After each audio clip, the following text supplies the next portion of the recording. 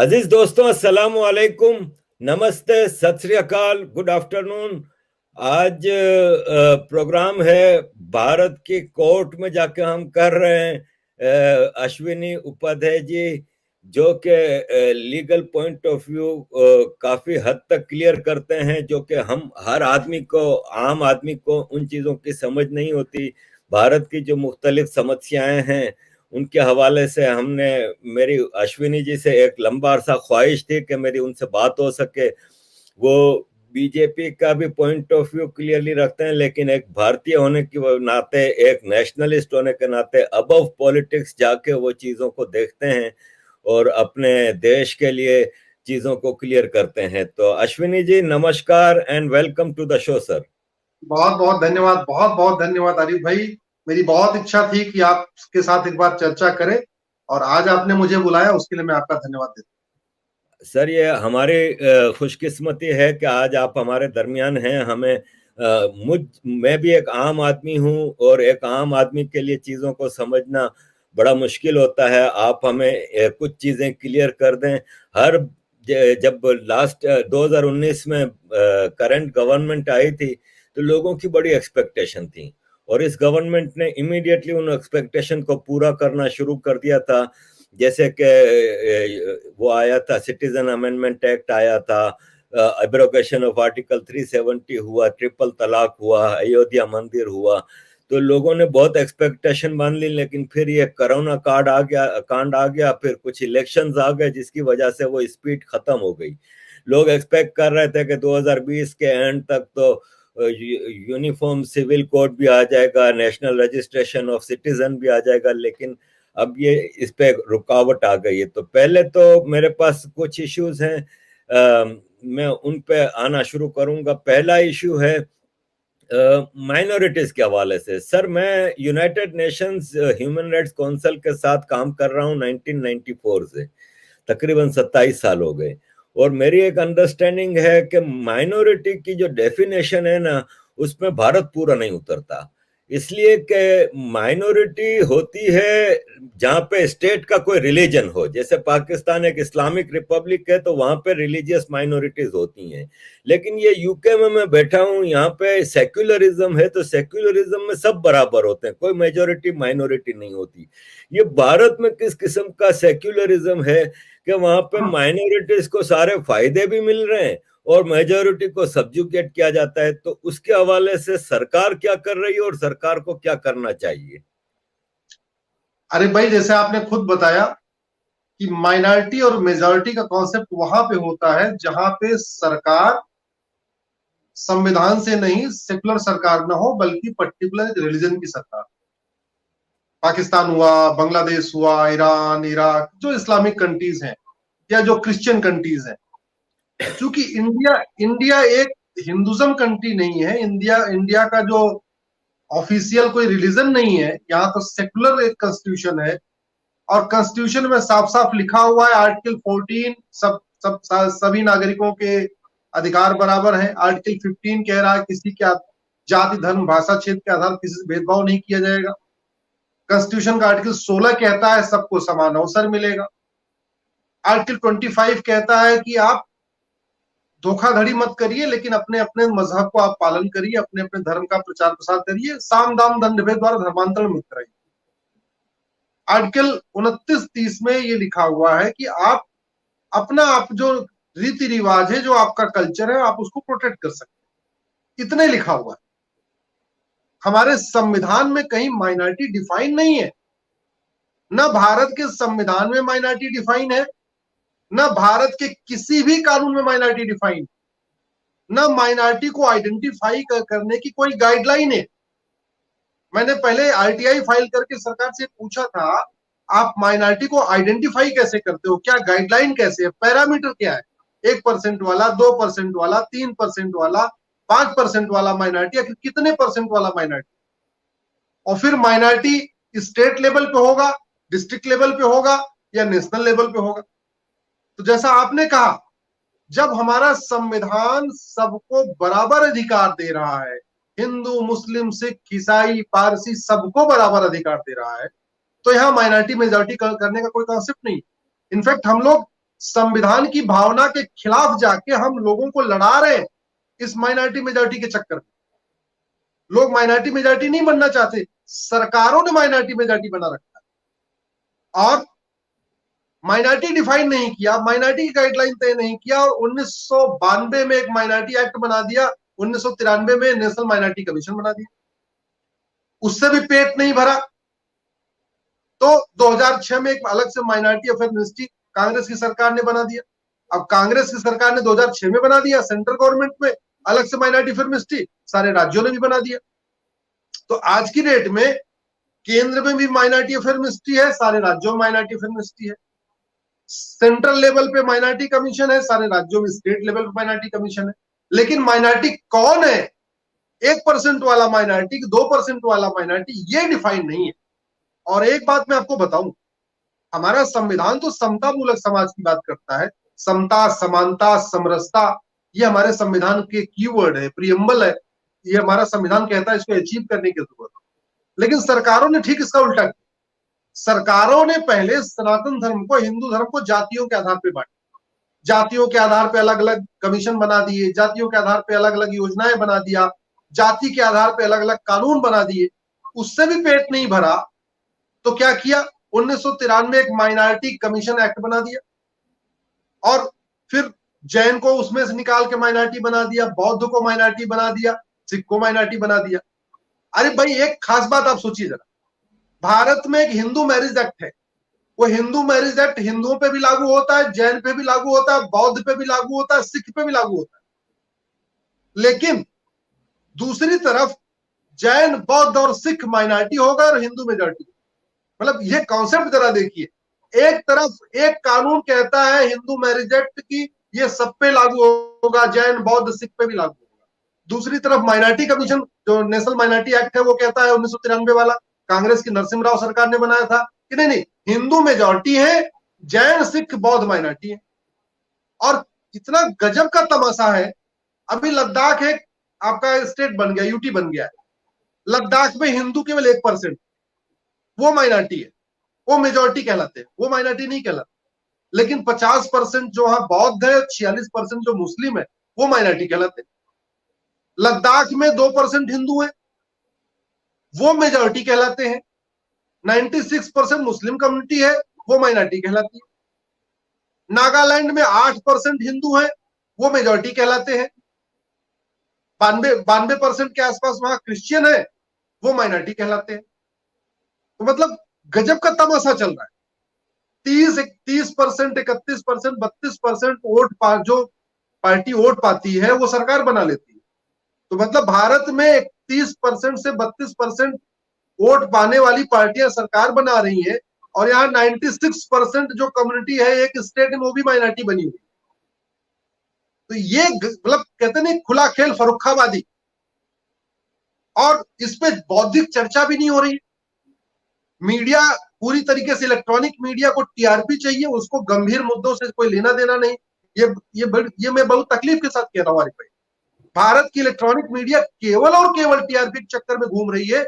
उसको एडवर्टीजमेंट चाहिए, उसको टीआरपी चाहिए, उसको पैसे चाहिए, उससे इन विषयों से कोई लेना देना नहीं कि वास्तव में कॉन्स्टिट्यूशन क्या कह रहा है, सरकारें क्या कर रही हैं। क्योंकि मीडिया तो एक तरीके से फोर्थ पिलर कहा गया, विधायिका, कार्यपालिका, न्यायपालिका के बाद भारत में मीडिया को चौथा स्तंभ कहा गया।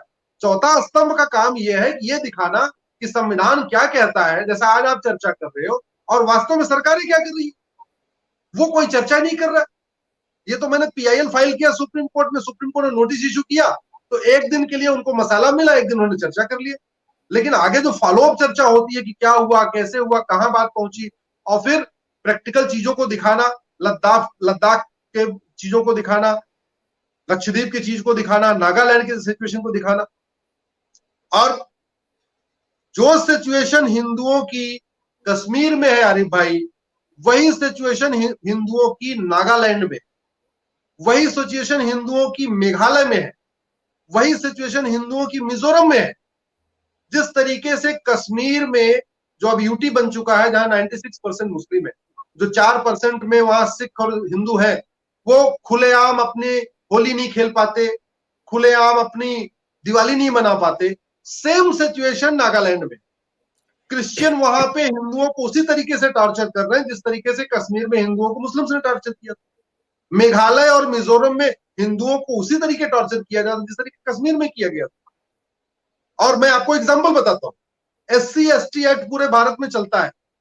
मिजोरम, मेघालय, मणिपुर में SC ST के साथ इतनी ज्यादा एट्रोसिटी हो रही, इतना ज्यादा उनको प्रताड़ित किया जा रहा है, लेकिन पुलिस की इतनी हिम्मत नहीं कि SC ST एक्ट में किसी को उठा के बंद कर। इतने ज्यादा वहां पे हिंदू बहन बेटियों के साथ छेड़छाड़ की घटनाएं होती हैं, कभी भी वहां पे पॉक्सो का केस नहीं आता, जबकि खुलेआम छेड़छाड़ होती है। नागालैंड, मिजोरम, मणिपुर, मेघालय की बात में कर, ये सिचुएशन हो गई। तो मतलब पूरी दुनिया में जो माइनॉरिटी होती है वो समान अधिकार मांगती है। वो कहती है हमको जी बराबर अधिकार दे दो जो आपने मेजोरिटी को दिया। भारत इकलौता ऐसा देश है जो यहाँ की मेजोरिटी कम्युनिटी हिंदू है, वो कह रही है कि हमको वो अधिकार दे दो जो आपने क्रिश्चियन को दिया है, हमको वो अधिकार दे दो जो आपने मुस्लिम्स को दिया। तो यहाँ मेजोरिटी कम्युनिटी समान शिक्षा, समान चिकित्सा, समान नागरिक संहिता के लिए संघर्ष कर रही है। पूरी दुनिया में जो कन्वर्जन होता है माइनॉरिटी का होता है, मेजोरिटी कन्वर्ट कराती है माइनॉरिटी को। जैसे पाकिस्तान में हिंदू माइनॉरिटी में है, उनको उनका कन्वर्जन होता है। बांग्लादेश में हिंदू माइनॉरिटी में उनको कन्वर्ट कराया जाता है। भारत इकलौता देश है दुनिया का, जो जितना मैं समझ पाया, भारत इकलौता देश है दुनिया का जहां हिंदुओं को कन्वर्ट करते हैं। एक तरफ क्रिश्चियन कन्वर्ट करा रहे हैं साम दाम दंड भेद द्वारा, कुछ पैसे की लालच देके, गरीबों की मदद करके। दूसरी तरफ रेडिकल जो इस्लामिस्ट है वो कन्वर्ट करा रहे हैं, चाहे लफ्ज जिहाद के थ्रू करा रहे हैं, जैसे भी करा रहे हैं। तो मतलब धोखे के द्वारा, पहचान छुपा के, लालच दे के, पैसे से मदद करके, या काला जादू दिखा के, या चमत्कार दिखा के खूब खेल चल रहा है। और इस कोरोना के टाइम में भी खूब चला है। तो स्थिति यह है कि जब भारत एक ऐसा देश है जहां आर्टिकल 14 सबको बराबर अधिकार दे रहा है, 15 कहता भेदभाव मत करो, 16 कहता सबको समान अवसर दो, वहां पे इस माइनॉरिटी मेजॉरिटी कॉन्सेप्ट की कोई जरूरत नहीं है। कॉन्स्टिट्यूशन में केवल एक बार माइनॉरिटी वर्ड आया है, आर्टिकल 30 में, लेकिन डिफाइन नहीं किया गया। और उसमें लिखा क्या है? लिखा यह गया है कि भाई ठीक है, ये जो माइनॉरिटी होंगे ये अपने कल्चर को प्रोटेक्ट कर लेंगे, अपने रीति रिवाज का पालन कर लेंगे। और आया इसलिए था कि 1947 में जो बंटवारा हुआ था वो धर्म के आधार पर। तो संविधान निर्माताओं को लगा कि चूंकि यहाँ हिंदुओं की सरकार बनेगी, कहीं ऐसा ना हो जाए कि क्रिश्चियन के साथ और खासतौर पे मुस्लिम के साथ, चूंकि बंटवारा जो हिंदू मुस्लिम हुआ था उसमें क्रिश्चियन भी नहीं हुआ था, तो हमारे संविधान निर्माताओं को यह डर था हिंदुओं की सरकार बनेगी, ऐसा ना हो कि ईद मनाने पर रोक लगा दे, ऐसा ना हो कि रमजान पे बैन करते जैसा चाइना में होता है, ऐसा ना हो कि उनको अपना नमाज पढ़ने पे बैन करते। तो इस डर से एक आर्टिकल 30 में माइनॉरिटी वर्ड डाला गया और ये कहा गया कि भाई इनके साथ कोई भेदभाव नहीं होगा, ये लोग अपना रीति रिवाज, अपना मजहब, अपने उसका पालन कर सकेंगे। इतनी सी बात थी। लेकिन उसके नाम पे क्या हुआ? माइनॉरिटी कमीशन बन गया, माइनॉरिटी अफेयर मिनिस्ट्री बन गई है, माइनॉरिटी के नाम से अलग स्टाइपेंड, माइनॉरिटी धर्म मजहब के आधार पे अलग से योजनाएं, मजहब के आधार पे अलग से लोन मिल रहा है, मजहब के आधार पे अलग से इंस्टीट्यूशन खुल गए हैं। तो मुझे लगता है कि जो 1947 जो इसलिए हुआ था, भारत लगभग उसी कगार पे चल रहा है। और मुझे ये कहने में कोई दिक्कत नहीं है, अगर हमने इस चीज को नहीं रोका तो 2047 जो आजादी का 100वां वर्षगांठ होगी, 100 साल पूरे हो रहे होंगे 2047 में, ये भारत नहीं हो। हम लगभग दोबारा फिर से विभाजन का बीज बो चुके हैं और पर डे हम उसमें एक कदम आगे बढ़ रहे हैं। हम विकास की तरफ नहीं बल्कि विनाश की तरफ जा रहे हैं इस तुष्टीकरण के चक्कर में।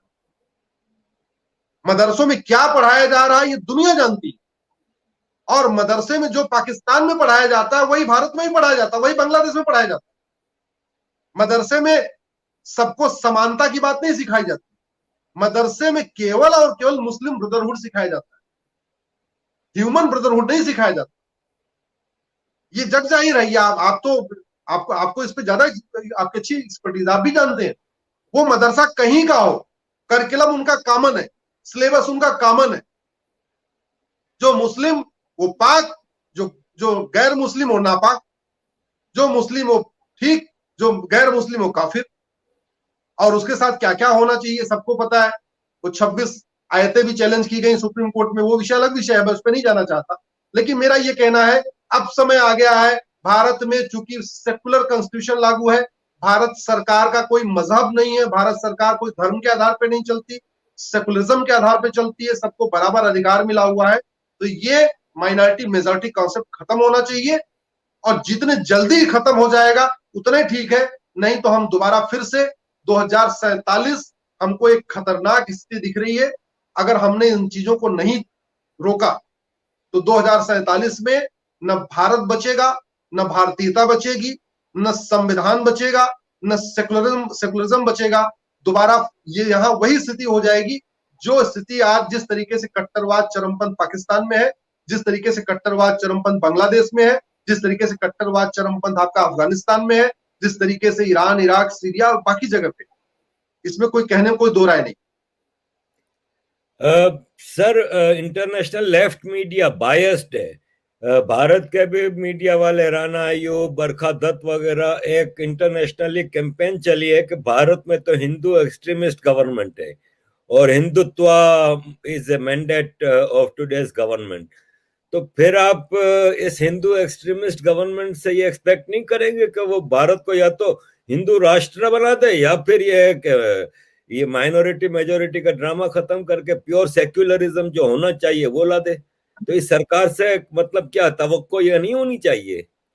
देखिए अरे भाई, भारत को बर्बाद करने के लिए बहुत बड़ी मात्रा में हवाला के जरिए, एफसीआरए के जरिए और अलग अलग सोर्सेस से बहुत बड़ी फंडिंग हो रही। और एक नया फंडिंग का मॉडल है। एफसीआरए के बारे में सब जान गए हैं, हवाला के बारे में सब जान गए हैं, काले धन से कैसे फंडिंग होती सब जान गए। एक मैं आपको आज नया आपको मॉडल बताता हूं किस तरीके से फंडिंग हो रही है। फंडिंग ये हो रही है कि मान लीजिए खाड़ी देश में कोई आदमी नौकरी कर रहा है, उसका जो महीने के तनख्वाह है वो 2000 रियाल। अब उसको वहां से 2000 रियाल की बजाय 3000 रियाल दिया जाता है। चूंकि उसकी इनकम जो है वो टैक्स फ्री है, उसको यहाँ आईटीआर फाइल नहीं करना, कहीं लिख के नहीं देना कि उसको कितना वेतन मिल रहा है। तो 2000 वो अपने बैंक में भेजे या 3000 बैंक में भेजे, कोई फर्क नहीं पड़ता। और हो क्या रहा है कि जो उसको 1000 रियाल एक्स्ट्रा दिया जा रहा है, उसको ये कहा जा रहा है कि भाई बैंक से निकालना और फला वाली मस्जिद में इसको ये मतलब पहुंचा दे। तो अगर साल भर में उसको 10,000 रियाल एक्स्ट्रा दिया गया और ये कहा गया कि इस 10,000 रियाल को रुपए में कन्वर्ट करा के तुम फला वाले मदरसे में पहुंचा दे, तुम फला वाली मस्जिद में पहुंचा दे। मुझे लगता है शायद इस मॉडल की तरफ आपका आपका आपका भी ध्यान नहीं गया होगा, लेकिन ये भारत में बड़े पैमाने पे मॉडल चल और बड़ा सेफ मॉडल है, एकदम सक्सेसफुल मॉडल है। उसको भी कोई दिक्कत नहीं। जो वहां नौकरी कर रहा है भाई, उसकी नौकरी चल रही है, नौकरी चलने के लिए आदमी कंप्रोमाइज कर ही लेगा कि भाई ठीक है, हमें 2000 या 3000 मिल रहा है, हमारा घर हमको घर से देने के लिए तो कह नहीं रहे, हमको एक्स्ट्रा दे रहे हैं और निकाल के हमें कहीं पहुंचाना है। ये एक बड़ा मॉडल चल रहा है, इस पे मुझे लगता है चर्चा करने की जरूरत है। मैंने 2-4 जगह इसकी बात किया, लेकिन ये इतना सेफ मॉडल है कि ये हमारे एजेंसियों के पकड़ में नहीं आ रहा है। क्योंकि जब गल्फ में जा रहे हैं कोई लेटर हेड तो ही नहीं, भाई नाई की नौकरी करने जा रहे हैं, मिस्त्री की नौकरी करने जा रहे हैं, प्लम्बर की नौकरी करने जा रहे हैं, तो कोई लेटर हेड पे बाकायदा अपॉइंटमेंट लेटर तो इश्यू नहीं हो रहा है कि 2000 रियाल मिलेगा, 3000 रियाल मिलेगा। सारा कॉन्टेक्ट पे काम होता है और वहां जाके वो पैसा भेज रहे हैं और वो पैसा निकल के चला जा रहा है। और इसका नतीजा क्या हो रहा है? नतीजा ये हो रहा है, मैंने भी कुरान पढ़ी है, मैंने भी हदीस पढ़ी है। अब्दुल्ला यूसुफ अली की बहुत अच्छी कमेंट्री है कुरान पे, मैंने पूरी कुरान पढ़ी हुई है। आपको गल्फ कंट्रीज में आपको एक भी पक्का कब्रिस्तान नहीं मिलेगा, क्योंकि पक्का कब्रिस्तान इस्लाम में हराम माना गया। भारत में बाकायदा हर जिस गांव में 2 परिवार भी रहते हैं मुस्लिम्स के, वहां भी एक पक्का कब्रिस्तान वो ले रहे हैं, बाकायदा बाउंड्री बनवा रहे हैं, जबकि हराम है। गल्फ कंट्रीज में आपको एक भी मजार नहीं मिलेगा। नहीं है। भारत में आपको किसी भी सड़क से चलिए, आपको हर 1 किलोमीटर के बाद एक हरी चादर आपको दिखाई पड़ जाएगी। और देखते देखते वहां अच्छा खासा एक स्ट्रक्चर खड़ा हो जाता है। तो जहां से इस्लाम शुरू हुआ वहां मजार हराम है, नापाक है, भारत में वो पाक है। जहां से इस्लाम शुरू हुआ वहां पक्का कब्रिस्तान नहीं है, भारत में है। वहां तो जरूरत पड़ने पे कब्रिस्तान पे कहीं मान लीजिए कब्रिस्तान यूज भी कर रहे हैं, अगर वहां सड़क निकालना है तो ठीक है, उसकी खुदाई कर देते, वहां सड़क निकाल देते, कब्रिस्तान बगल में शिफ्ट हो जाता है। यहाँ तो कब्रिस्तान की वो स्थिति हो गई जैसे एक मस्जिद की हो गई है। जिस तरीके से मस्जिद के लिए झगड़ा चल रहा है वैसे कब्रिस्तानों के लिए झगड़ा चल रहा है। तो बड़ी मात्रा में फंडिंग हो रही है। दूसरी तरफ क्रिश्चियन का वही हाल है। एफसीआरए के जरिए यहाँ पे इतने एनजीओ बने हुए हैं, इतने फंडिंग हो रही, इतनी फंडिंग हो रही है कि आप ये देखिए कि पूरा पूर्वोत्तर हाथ से निकल चुका है। आपके नॉर्थ ईस्ट में हिंदू कहीं 8% बचे हैं, कहीं 3% बचे हैं, कहीं 5% बचे हैं। अब मिशनरियों ने सेवा के नाम पे कदम आगे बढ़ा दिया है। यूपी में उनका खेल शुरू हुआ, बिहार में उनका खेल चल रहा है, छत्तीसगढ़ में भी खेल चल रहा है। तो पहले उन्होंने आदिवासी जहां पे बहुल एरिया था, पिछड़ा एरिया था, SC ST ज्यादा थे, ट्राइब्स ज्यादा थे, वहां पे काम शुरू। और आज की डेट में गुरुओं की धरती पंजाब में ये खेल चल रहा है, खुलेआम चल रहा है। और दुनिया का चौथा सबसे बड़ा चर्च जालंधर में बन रहा है, सिखों की धरती पे, गुरुओं की धरती पे। ये सिचुएशन हो गई। तो भारत को बर्बाद करने के लिए एक तरह पश्चिम देशों से पैसा आ रहा है, दूसरी तरफ खाड़ी देशों से पैसा आ रहा है। एक समुदाय को, एक मजहब को खाड़ी देशों से मिल रहा है, दूसरे मजहब को पश्चिम देशों से मिल रहा है। और जिनका आपने नाम लिया, ये लेखक, बुद्धिजीवी और पत्रकार और कलमकार जो भी है, अपने आप को जो कुछ कहते हैं, इनको बड़ी मात्रा में फंडिंग हो रही है। भारत विरोधी लेख लिखने के लिए इनको फंडिंग हो रही है, भारत विरोधी ट्वीट करने के लिए इनको फंडिंग हो रही है, भारत में हिंदू मुस्लिम को और ज्यादा कॉन्फ्लिक्ट क्रिएट करने के लिए इनको हो रही है, फंडिंग हो रही। और रूल ऑफ लॉ यहाँ बर्बाद होता चला जा रहा है, कानून का शासन धीरे धीरे खत्म होता जा रहा है। आपने केरल में क्या देखा, उसके बाद बंगाल में क्या देखा, अभी बिहार के पूर्णिया में शुरू हो गया। तो ये लगातार बर्बादी की तरफ स्थिति बन रही है। इसलिए मैं कह रहा हूं, हम पर डे विकास नहीं कर रहे हैं, बल्कि हम पर डे विनाश की तरफ आगे बढ़ रहे हैं और पूरी दुनिया से गायब हो चुके हैं। पर्शिया ईरान बन गया देखते देखते, कुंभा काबुल बन गया देखते देखते, गंधार जो दुर्योधन का ननिहाल था, देखते देखते वो कंधार बन गया। कैकेय जहां राजा भरत का ननिहाल था, वहां से रानी कैकेयी आई थी, आज वो पेशावर बन गया। तक्षशिला रावलपिंडी बन गया। तो पूरी दुनिया से एक तरीके से खत्म होने की कगार पे आ गए। उसका कारण एक था, कारण ये था कि हमारे पहले की भी जो सनातनी राजा थे वो केवल सत्ता के लिए लड़ते रहे, उन्होंने सनातन के लिए कोई लड़ाई नहीं लड़ी। वहीं दूसरी तरफ गोरी, गजनी, औरंगजेब, बाबर, हुमायूं, उन्होंने सत्ता के लिए नहीं लड़ाई लड़ी। सत्ता तो उनको रिजल्ट में मिला, लेकिन अल्टीमेट टारगेट उनका सत्ता नहीं था। अगर सत्ता उनका टारगेट होता तो जीत लेते, आराम से रहते, राज करते। फिर बलात्कार क्यों करते, फिर धर्मांतरण क्यों कराते, तलवार के दम पे इतना सारा कत्लेआम क्यों कराते। उनका टारगेट सत्ता था ही नहीं। अगर सत्ता गोरी का टारगेट होता तो 17-18 बार वो अटैक नहीं करता, कहीं और चला जाता अटैक करने। उसका टारगेट था, इसको जीतना है, यहां पे हमें शिफ्ट करना, अपना इस्लामिक हुकूमत बनानी है। और अगर पृथ्वीराज का टारगेट सनातन होता तो पहली बार में उसको मार देते। वो 17 बार माफ नहीं करते। 17 बार माफ किया क्योंकि उनको जैसे लगता उनका राज्य सुरक्षित हो गया, वो माफ कर देते, अपने राज्य के बाहर निकाल के चुपचाप बैठ जाते। उन्होंने सोचा ही नहीं है कि ये अगला जो है ये सत्ता के लिए नहीं, ये बल्कि इस्लाम के लिए लड़ रहा है। तो अंतर ये था, गोरी और पृथ्वीराज चौहान का अंतर ये था कि गोरी इस्लाम के लिए लड़ रहा था, चौहान साहब अपने राज्य के लिए लड़ रहे। वो जैसे उनको लगता था हमारा राज्य सुरक्षित हो गया, वो चुपचाप बैठ जाते, माफ कर देते। और वो चूंकि उसको कैप्चर करना था, इस्लामिक हुकूमत है बनानी थी, इसलिए बार बार अटैक कर रहा था। साम दाम दंड भेद युद्ध में कहते हैं सब जायज है। उसने झूठ बोला, ये किया, वो किया, संधि किया, अंत में मार दिया। हमारे राजाओं ने सनातन के बचाने के लिए, सनातन के प्रचार प्रसार के लिए कभी साम दाम दंडभेद उपयोग नहीं किया।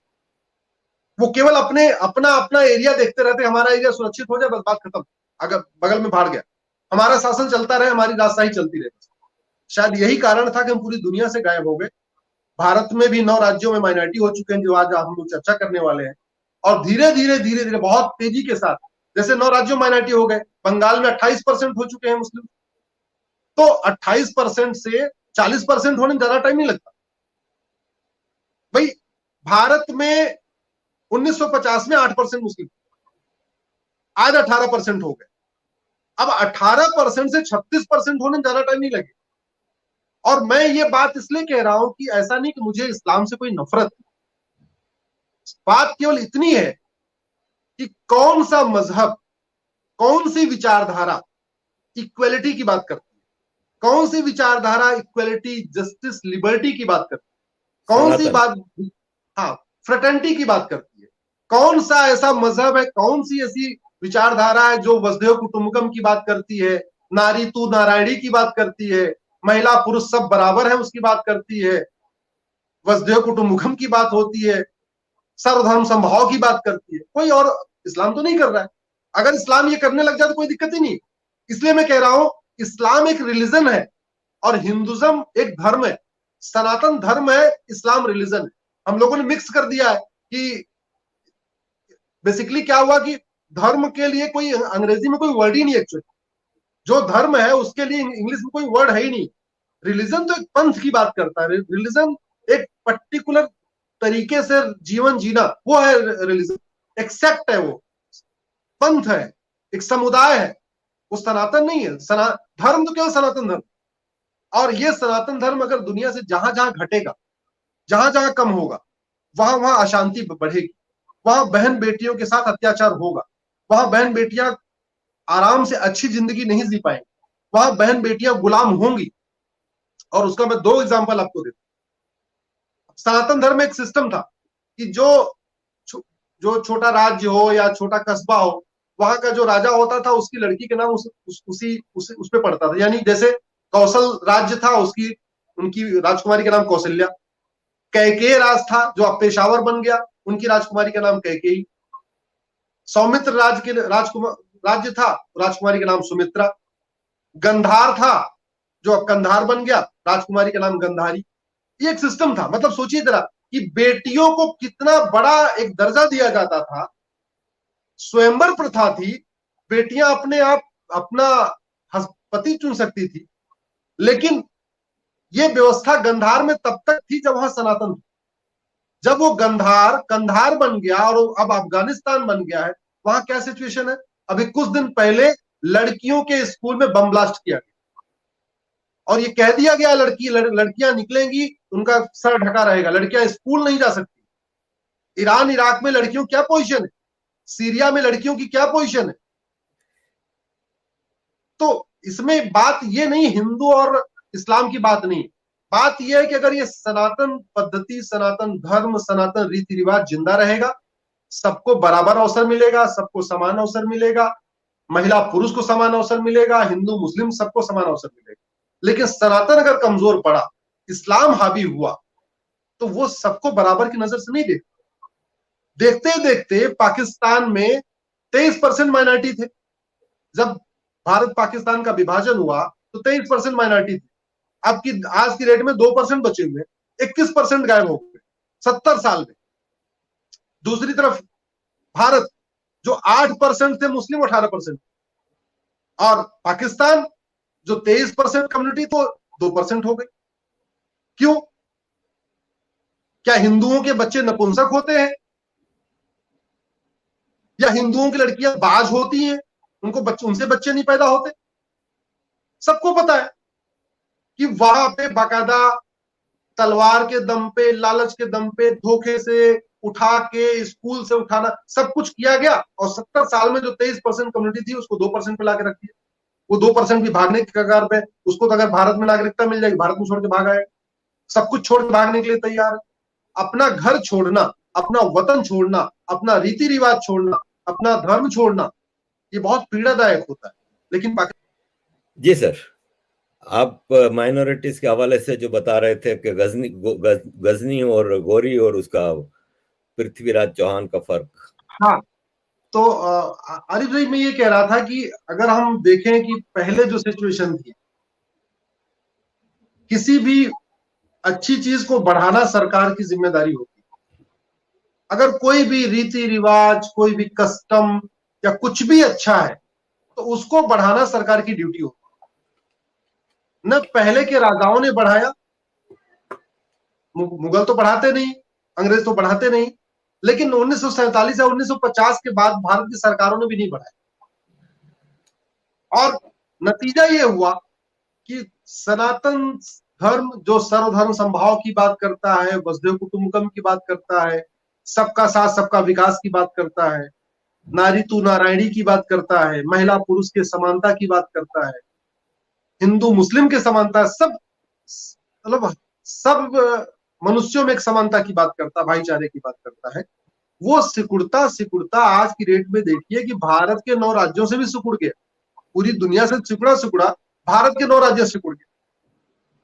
और उसका जो नतीजा ये निकला कि जहां जहां सनातन धर्म घटा है वहां वहां अशांति बढ़ी है। इसका एक डेटा भारत के इलेक्शन कमीशन से लिया जा सकता है। इलेक्शन कमीशन के पास संवेदनशील बूथों की एक लिस्ट होती है। मैंने कई बार इलेक्शन कमीशन से कहा कि जो संवेदनशील बूथों की लिस्ट है एक बार उसको पब्लिश कर दी, कम से कम उस पर इलेक्ट्रॉनिक मीडिया या अखबार वाले या बुद्धिजीवी उस पर एक रिसर्च करके देखें कि आखिर संवेदनशील बूथ होते कहां जाता है। वो नहीं करना चाहते, उनकी मजबूरी है, या चाहते हैं कि नई डिबेट शुरू हो जाएगी। लेकिन मैं ये कहना चाहता हूं कि जहां जिन जिन बूथों पे हिंदू कम है वही बूथ संवेदनशील है। ये पूरे में भारत की बात कर। और दूसरा एग्जांपल आपको मैं दिया कि सनातन धर्म, हिंदू धर्म किसी को कमजोर नहीं करता, वो किसी का धर्मांतरण नहीं कराता, बाकी सब कराते हैं। भारत में क्रिश्चियन कन्वर्ट करा रहे हैं, बड़े पैमाने पे करा, सेवा के नाम पे करा रहे हैं। सेवा के नाम पे गरीबों को, दलितों को लगातार लालच दे रहे हैं, पैसा दे रहे हैं, अनाज दे रहे हैं, कभी स्कूल में एडमिशन करा दे रहे हैं, इसके नाम पे धर्मांतरण करा। और अगर आप वर्ल्ड वाइड देखिए तो कुंभा बहुत शांत था, वही कुंभा आज की डेट में काबुल बन गया, और काबुल कितना अशांत है सब जानते हैं। पर्शिया बहुत शांत और खुशहाल देश, कुछ कबीलाई गए, कुछ वहां मदरसे खुले, और देखते देखते वो पर्शिया ईरान बन गया। उसके बाद फिर झगड़ा शुरू हुआ, ईरान इराक बन गया। आज की डेट में ईरान इराक में महिलाओं की क्या स्थिति है, गैर मुस्लिमों की क्या स्थिति है, सब जानते हैं। दुनिया का सबसे बड़ा स्टडी सेंटर, सबसे बेस्ट यूनिवर्सिटी तक्षशिला में हुआ करती थी, आचार्य चाणक्य वहां प्रोफेसर हुआ करते थे। वहां सबका साथ सबका विकास की बातें होती थी, वसुधैव कुटुंबकम की बात होती थी, नारी तू नारायणी की बात होती थी। आज वो तक्षशिला रावलपिंडी बन चुका है। रावलपिंडी में मुस्लिम्स के अलावा किसी के लिए जगह नहीं है। अब वहां होली नहीं मनाई जाती, अब वहां दिवाली नहीं मनाई जाती रावलपिंडी में। कैके राजा दशरथ का ससुराल थी, राजा दशरथ ससुराल थी वहां, राजा भरत का ननिहाल था। वो कैके पेशावर बन गया। और दुनिया का सबसे भव्य विष्णु का मंदिर कभी कैके में हुआ करता था। आज की डेट में पेशावर में आपको भगवान विष्णु का एक मंदिर मिलेगा नहीं। कभी किसी जमाने में बहुत बहुत ही अच्छा भव्य मंदिर गंधार में हुआ करता था। राजा ने बनवाया था अपनी राजकुमारी गंधारी के लिए, क्योंकि गंधारी शिव भक्तनी थी, वो वहां पूजा करने जाती थी। वो गंधार अब जब कंधार बन गया, वहां वो भगवान शंकर के मंदिर का कोई एक अंश भी नहीं बचा। तो इसलिए पूरी दुनिया से मैं कह रहा हूं कि पूरी दुनिया में समता समानता का कॉन्सेप्ट चलता रहे, इक्वलिटी जस्टिस की बात होती रहे, भाईचारा बना रहे, महिला पुरुषों में जो अंतर है ये ना हो, उसके लिए जरूरी है सनातन का जिंदा रहना। दुर्भाग्यवश हमारी सरकारों ने आजादी के बाद से इस विषय पर कभी ध्यान नहीं दिया। हमारे राजा भी सत्ताजीवी थे, हमारे नेता भी ओटजीवी हो गए। हमारे राजा, मैंने आपको बताया था कि गोरी ने 17 बार आक्रमण इसलिए किया था कि उसको सत्ता नहीं चाहिए थी, उसको इस्लाम की हुकूमत यहाँ पे खड़ी करनी थी। और पृथ्वीराज चौहान बार बार उसको माफ इसलिए कर देते थे जैसे उनको लगता था कि उनका राज्य सुरक्षित हो गया, वो उनके राज्य की बाउंड्री के बाहर चला गया, उसके बाद वो बैठ जाते थे। कभी उन्होंने सोचा ही नहीं। और पूरी दुनिया में एक भी युद्ध किसी एक सनातन राजा ने सनातन के प्रचार प्रसार के लिए नहीं लड़ा। जितने भी राजा हुए हैं वो सारे के सारे अपनी सत्ता के लिए लड़े हैं, अपनी सत्ता को बचाने के लिए लड़े हैं, और जैसे उनकी सत्ता बच जाती थी वो चुपचाप घर में बैठ जाते थे। लेकिन दूसरी तरफ चाहे वो गजनी हो, बाबर हो, हुमायूं हो, औरंगजेब हो, चाहे वो टीपू सुल्तान हो, XYZ कोई नाम ले लीजिए, उन्होंने सत्ता के लिए एक भी लड़ाई नहीं लड़ी। अगर सत्ता के लिए लड़ना होता तो औरंगजेब कन्वर्ट क्यों कराता? जीत तो लिया था, आराम से रहता, कन्वर्ट कराने की क्या जरूरत? गुरुओं को सीधे सीधे खौलते पानी में डलवाने की क्या जरूरत? गुरुओं को आरा से चिरवाने की क्या जरूरत थी? उनका लक्ष्य सत्ता था ही नहीं, किसी का लक्ष्य सत्ता नहीं था, सबका लक्ष्य था इस्लाम की स्थापना।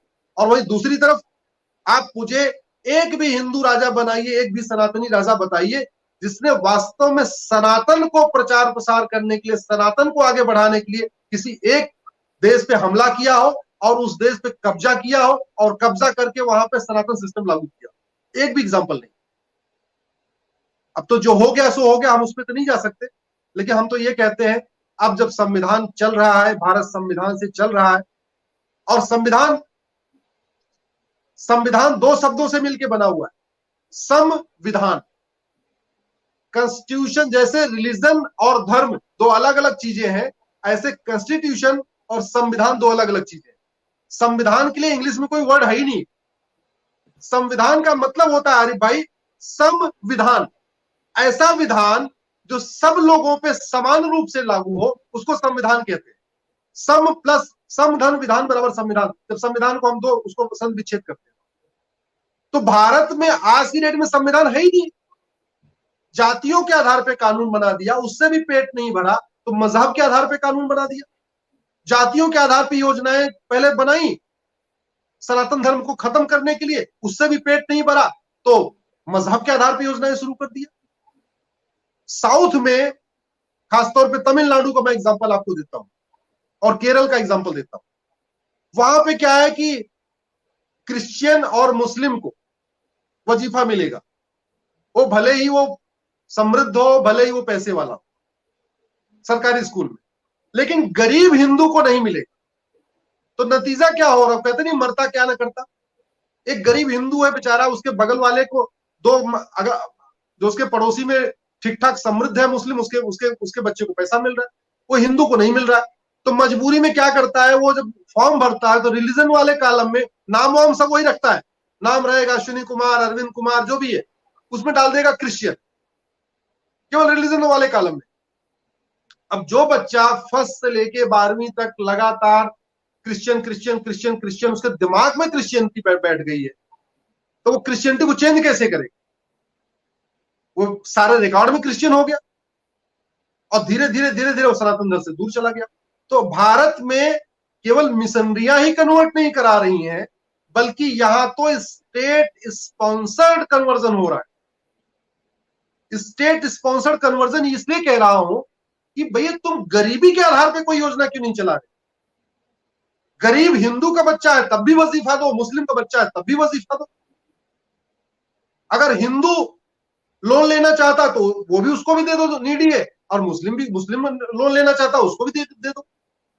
लेकिन बैंक में खाता खोलने के लिए अलग से आप काउंटर लगा रहे हो, अलग से आप अल्पसंख्यक के नाम पे अलग से योजनाएं शुरू कर रहे हो, अल्पसंख्यक के नाम से अलग से तालीम शुरू कर रहे हो, और तो और यहाँ अपने अल्पसंख्यक इंस्टीट्यूशन बना दिए।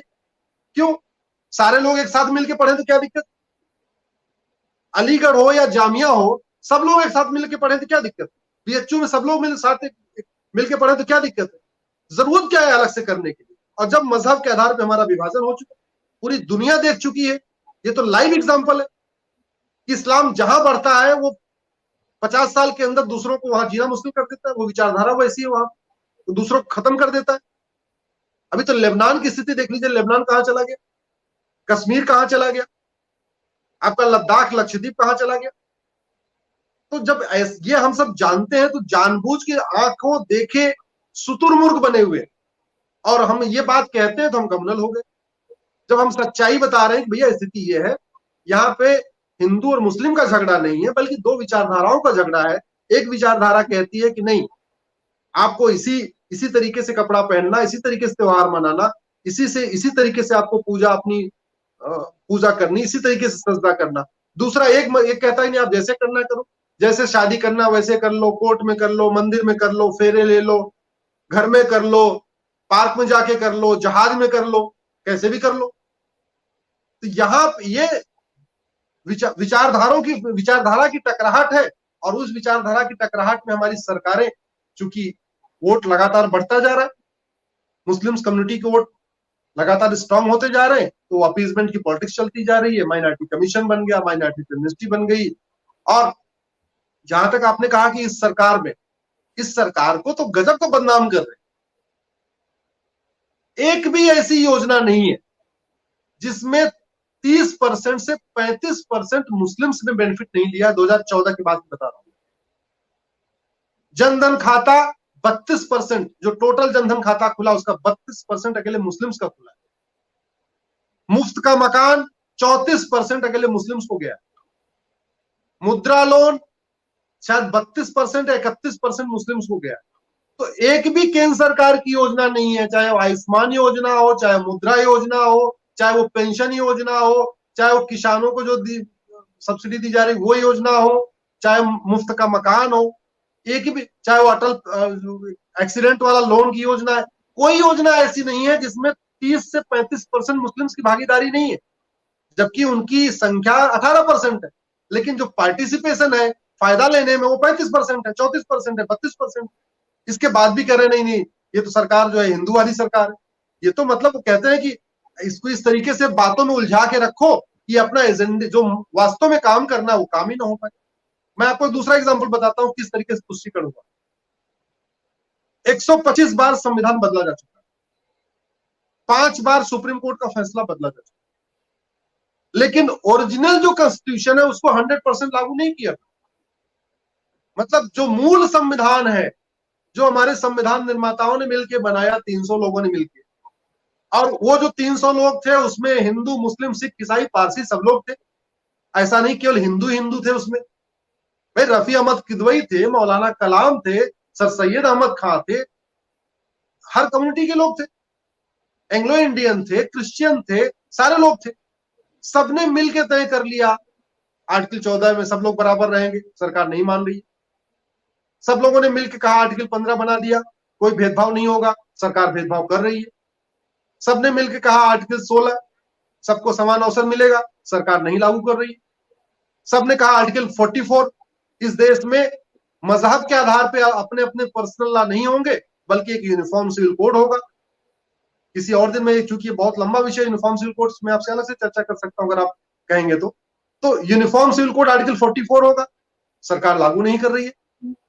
आर्टिकल 47 कहता है कि आप इस देश में शराब, मतलब बिल्कुल उल्टा देखिए चल रहा है। आर्टिकल 47 कहता है इस देश में आप भारत को नशा मुक्त, शराब मुक्त बनाओगे, और हर मोहल्ले में, हर 1 किलोमीटर पे आपको यहाँ पे देसी शराब की दुकान, अंग्रेजी शराब की दुकान, सब कुछ मिल जाएगा। आर्टिकल 47 कहता नहीं होना चाहिए।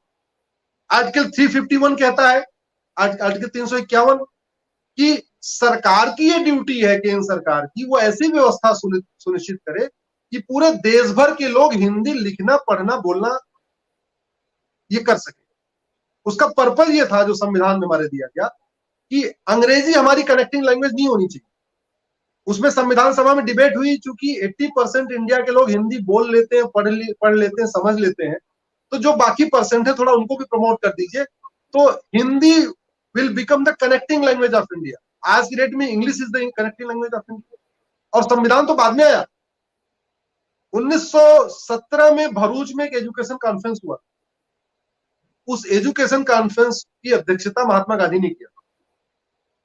उसमें उन्होंने कहा था कि जब आजादी मिलेगी तो हम इस देश में समान शिक्षा लागू करेंगे और हिंदी को राष्ट्रभाषा घोषित करेंगे। हिंदी आज तक राष्ट्रभाषा घोषित नहीं हुई।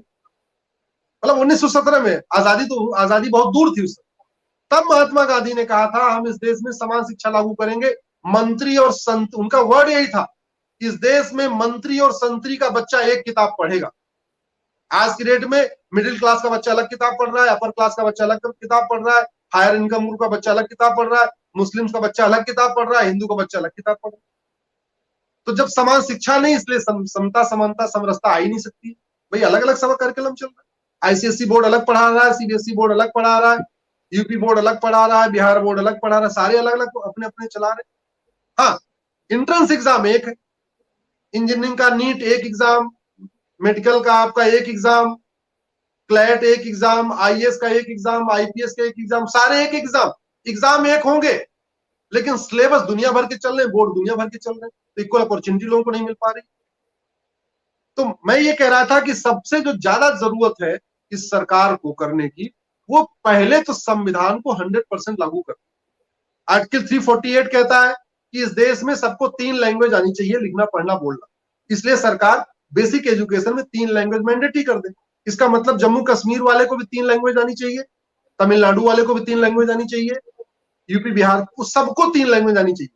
तो 3 लैंग्वेज क्या हो सकती है? एक हिंदी हो सकती है, सब मैंडेटरी, एक इंग्लिश भी हो सकती है, चलो बाकी एक स्टेट की लैंग्वेज, कश्मीर वाला कश्मीरी सीख ले, बंगाल वाला बंगाली सीख ले, लेकिन कम से कम हिंदी तो मैंडेटरी होनी चाहिए। नहीं हुआ, 3 लैंग्वेज फार्मूला नहीं लागू किया। आर्टिकल 312 कहता है कि इस देश में Indian judicial system exam, Indian judicial service exam हो। जैसे आईएएस होता है डीएम के अपॉइंटमेंट के लिए, इंडियन एडमिनिस्ट्रेटिव सर्विस, ऐसे एक एग्जाम होगा इंडियन जुडिशियल सर्विस, और उसी वो ऑल इंडिया लेवल पे एग्जाम होगा, उसमें कोई रिजर्वेशन नहीं होगा, और उसी के आधार पे इंडिया लेवल पे जजों का अपॉइंटमेंट होगा। लागू नहीं हुआ। तो हमने कह तो रहा हूं कि 125 बार संविधान बदल दिया, 5 बार सुप्रीम कोर्ट का फैसला बदल दिया, लेकिन 20% संविधान जो देश की एकता और अखंडता को मजबूत करता, देश में भाईचारा स्थापित करता, चाहे वो हिंदी को कनेक्टिंग लैंग्वेज बनाने की बात थी, या यूनिफॉर्म सिविल कोड की बात थी, या 3 लैंग्वेज फार्मूला था, इंडियन जुडिशियल सर्विस थी, या समान शिक्षा थी, समान चिकित्सा थी, समान नागरिक संहिता थी, उस पर काम नहीं हुआ। घुसपैठ नियंत्रण हो, ये इसका प्रावधान हमारे संविधान में है। धर्मांतरण नियंत्रण हो, ये इसका प्रावधान हमारे संविधान में है।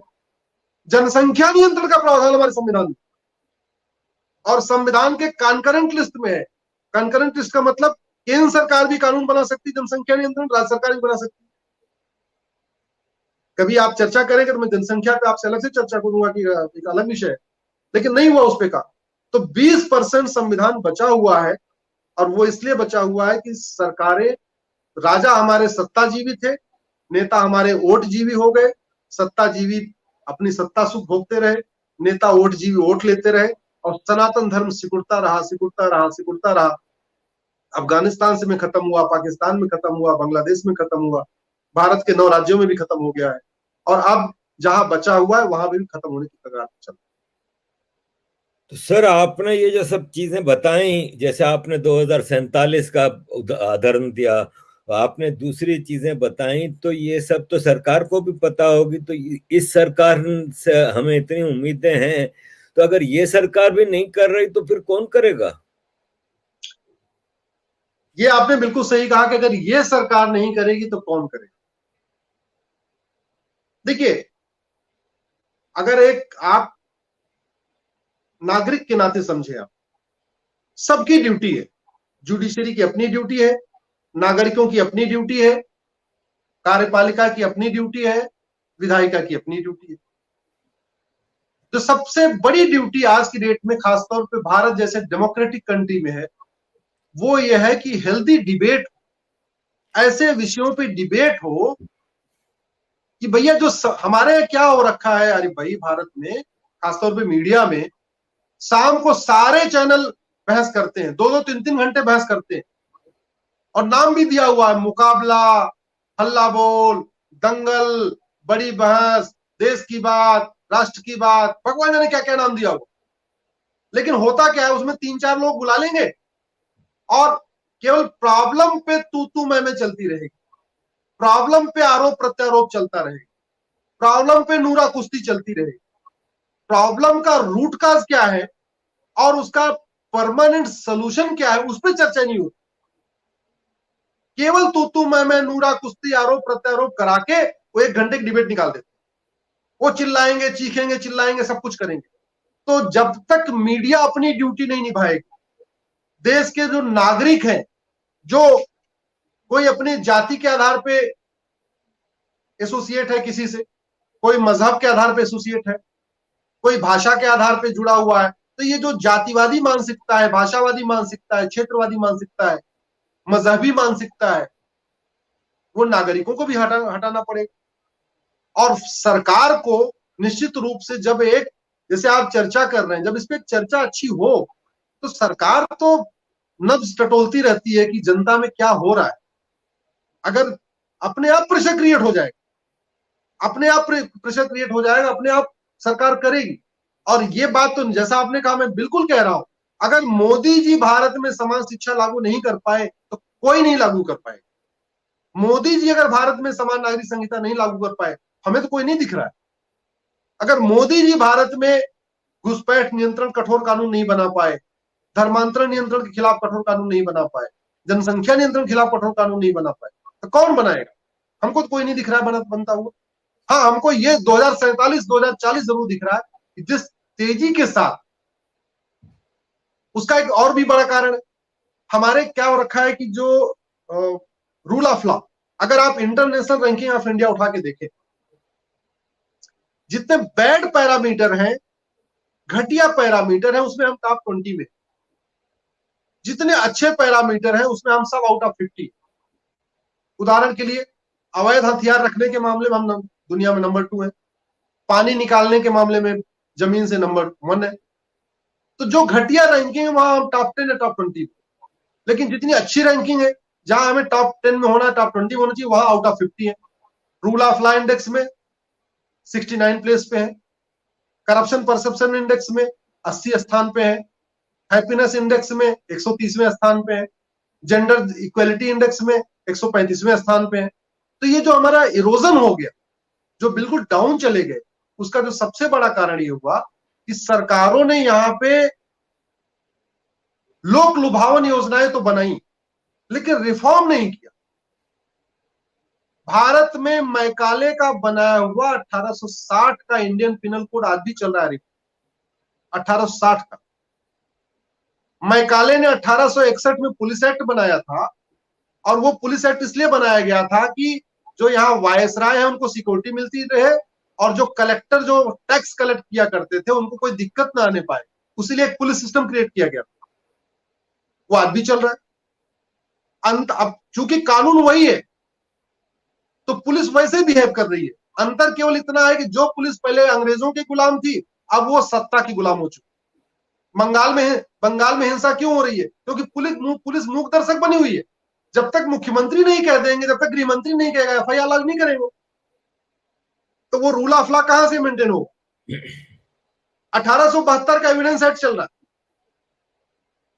उस समय 1872 में एविडेंस एक्ट बनाया गया। अच्छा, इन तीनों कानूनों का पर्पस था भारत में ब्रिटिश हुकूमत की जो है उसको मजबूत रखना। इंडियन पिनल कोड इसलिए बनाया गया, 1861 में पुलिस एक्ट इसलिए बनाया गया, 1872 में एविडेंस एक्ट इसलिए बनाया गया। और इसका मैं आपको एक एग्जांपल देता हूं। भाई 1947 के पहले जितने क्राइम हुए थे उसमें ज्यादातर तो अंग्रेजों ने किया। जितनी यहाँ लूट हुई अंग्रेजों ने किया। जितना यहाँ टैक्स कलेक्शन हुआ, टैक्स के नाम पे यहाँ पे बदतमीजी की गई, लोगों के साथ डंडे चलवाए गए, वो भी उन्हीं लोगों ने किया। लेकिन किसी को सजा हुई क्या? नहीं हुई। तो जिस तरीके से ये कानून था, अंग्रेजों को सजा नहीं हुई, यही कारण अब आजादी की बात चले आई। भाई 600 साल में मुगलों ने जितना लूटा था, 200 साल में अंग्रेजों ने लगभग उतना ही लूटा। और जितना 200 साल में अंग्रेजों ने लूटा था, उतना 50 साल में हमारे नेताओं और नौकरशाहों की टुकड़ी ने लूट लिया। लेकिन आजाद भारत में मुझे कोई एक नाम बताइए जो किसी एक नेता, नौकरशाह, लुटेरे की जिसकी 100% प्रॉपर्टी सीज हुई हो, जिसको आजीवन कारावास मिला हो। मुकदमा चलता रहता है, तब तक वो खुद ही ऊपर चले जाते हैं और मुकदमा अपने आप खत्म हो जाता है। तो इसीलिए वो रिफॉर्म करने की जरूरत है। यहाँ पे इलेक्शन रिफॉर्म की जरूरत है, यहाँ पुलिस रिफॉर्म की जरूरत है, यहाँ जुडिशियल रिफॉर्म की जरूरत है, यहाँ टैक्स रिफॉर्म की जरूरत है।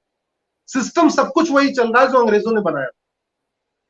और अंग्रेजों ने बनाया था यहाँ शासन करने के लिए, यहाँ के लोगों पे हुकूमत करने के लिए, यहाँ लोगों को न्याय देने के लिए वो कानून नहीं बनाए थे, Indian penal code, police act और एविडेंस एक्ट।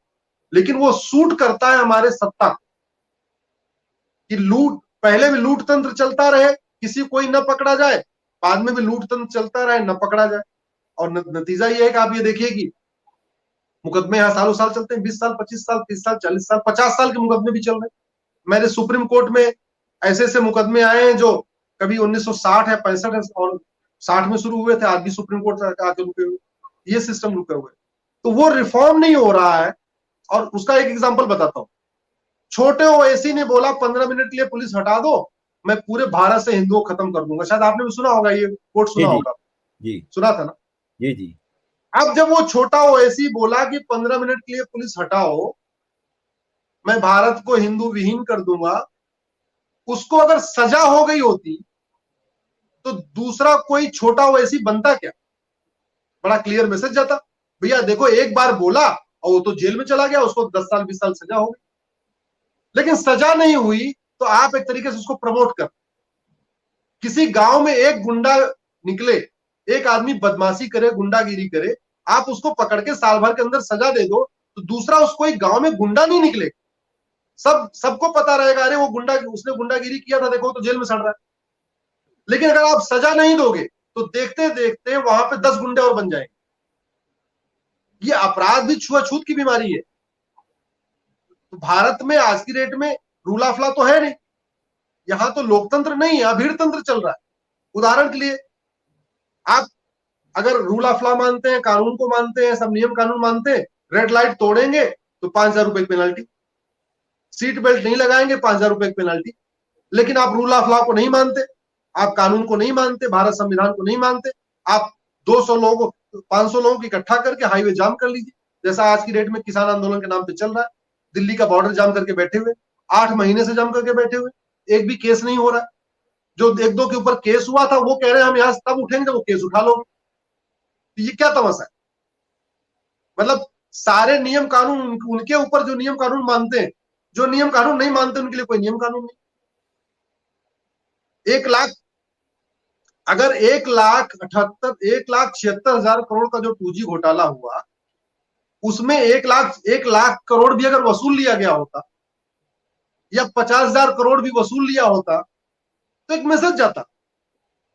1,76,000 करोड़ का 2G घोटाला करने वाले बाहर घूम रहे हैं, गोल्फ खेल रहे हैं, विदेशों में सैर कर रहे हैं, कनी मोजी तो बाइज्जत बरी हो गई। क्यों?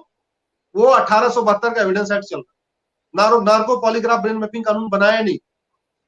अब जब 2G वाले छूट जाएंगे तो नीचे जो छुट भैये वो कैसे डरेंगे? वो सोचेंगे यार वो फला छूट गया, हम भी छूट जाएंगे। 1,86,000 करोड़ का कोयला घोटाला हुआ, 86,000 करोड़ भी हम कहते हैं 10,000 करोड़ की वसूली हो गई होती। न किसी की 100% प्रॉपर्टी सीज हुई, न किसी को लाइफ टाइम मिला, तो चल रहा है। अगस्ता घोटाला ले लो, 2G घोटाला ले लो, कॉमनवेल्थ घोटाला ले लो, इतने सारे घोटाले। हम हो क्या रहा है, हम दुनिया से करोड़ों रुपए दे के हथियार खरीद लेते हैं। अमेरिका को करोड़ों रुपए दे के हथियार खरीदेंगे, वैक्सीन खरीदेंगे, सब कुछ कर लेंगे, लेकिन मुफ्त में उनके कानूनों की नकल नहीं करते। फ्रांस से राफेल खरीद लेते हैं हजारों करोड़ रुपए दे, लेकिन फ्रांस के जो अच्छे कानून है उनको मुफ्त में नकल उनकी नहीं करते। भाई हर जितने भी डेवलप्ड कंट्रीज हैं वो डेवलप बने इसलिए कि उनके पास कुछ न कुछ अच्छाइयां हैं ही। सिंगापुर के पास, सिंगापुर है, सिंगापुर में क्या है, आप एक व्यक्ति के नाम पे एक से ज्यादा प्रॉपर्टी नहीं हो सकती। अगर आपने एक मकान खरीद लिया तो दूसरा मकान आप तभी खरीद सकते हो जो पहला मकान आप सौदा कर लो बेचने की। क्या बढ़िया मॉडल है, सिंगापुर का मॉडल आपको बता रहा हूं। तो जब आदमी 2 नंबर कमाता किस लिए, पैसा कमाता किस लिए, घूसखोरी, जमाखोरी, मिलावटखोरी, कमीशनखोरी, कालाबाजारी करता किस लिए? बेनामी प्रॉपर्टी बनाने के लिए, 10-10 मकान बनाने के लिए, 10-10 गाड़ियां बनाने के लिए। आप सिंगापुर का मॉडल हो गया, आप दूसरी कार तभी खरीद सकते हो जब पहली कार बेचो, आप दूसरा घर तभी खरीद सकते हो जब आप पहला घर बेचो। तो भ्रष्टाचार आदमी करेगा क्या? पैसा खाएगा थोड़ी, लेके पैसा करेगा क्या? अपने आप लोग ईमानदारी से रहने के लिए मजबूर है। तो ऐसे बहुत सारे मॉडल हैं दुनिया में दुनिया के कई देशों में यूनिफॉर्म एजुकेशन सिस्टम है, दुनिया के कई देशों में यूनिफॉर्म सिविल कोड चल रहा है, दुनिया के कई देशों में करप्शन खिलाफ बहुत अच्छे अच्छे कानून है, लेकिन वो चल रहा है और उसके लिए मैं तो उनको दोष क्यों दूं? वो तो दोषी है ही है। नेताओं ने नहीं किया तो ठीक है, वो तो दोषी है ही, लेकिन मीडिया कौन सी यहाँ पे पाक है? मीडिया ने वो काम नहीं किया जिसको करना चाहिए था। मीडिया ने भी आईना नहीं दिखाया, ये देखो अमेरिका में ये कानून बहुत बढ़िया चल रहा है, जापान में ये कानून बहुत बढ़िया चल रहा है, सिंगापुर में ये व्यवस्था बहुत अच्छी चल रही है, रूस में ये व्यवस्था अच्छी चल रही है, फ्रांस में ये बहुत अच्छी व्यवस्था चल रही है, हमने किया ही नहीं।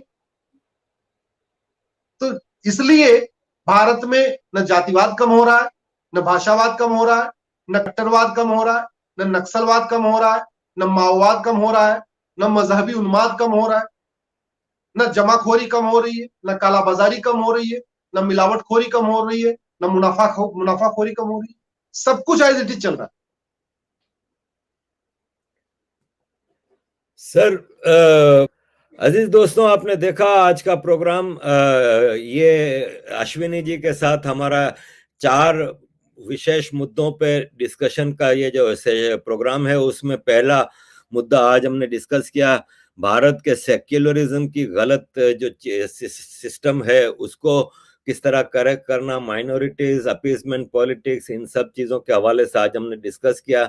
आगे कल आपको भारत की पॉपुलेशन के हवाले से इस पे बताया जाएगा कि भारत में पॉपुलेशन की ग्रोथ और उसके रिलेटेड जो इश्यूज हैं, करप्शन और इलीगल माइग्रेशन वगैरह, उस पर डिस्कशन की जाएगी। फिर यूनिफॉर्म सिविल कोड और फिर नेशनल रजिस्टर ऑफ सिटीजन के ऊपर। थैंक यू वेरी मच अजीज दोस्तों for joining us. Keep supporting, कि आपके सपोर्ट पे ही हम चलते हैं। Keep supporting. Thank you very much. जय हिंद, जय श्री राम, वंदे मातरम।